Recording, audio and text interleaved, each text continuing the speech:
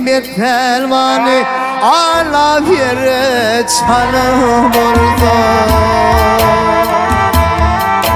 Aytinden çıkan sarmışını haydi piyene salım oldu.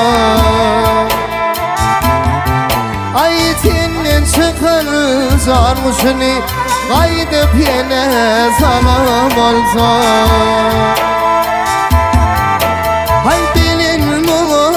Gelir miydi, çevresi pak görür müydü?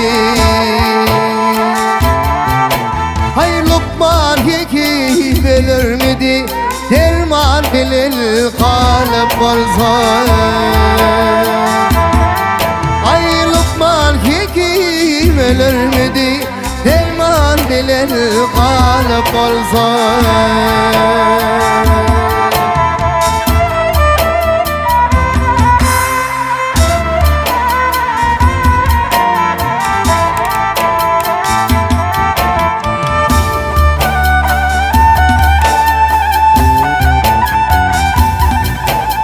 Ay bu dünyama kadar iyice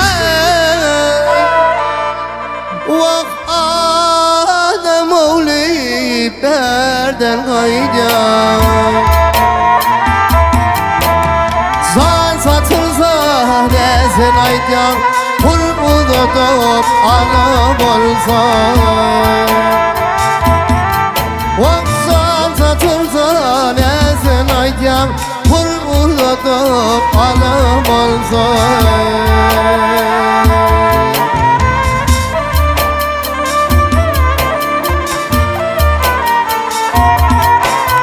Bir yeninlik sevimi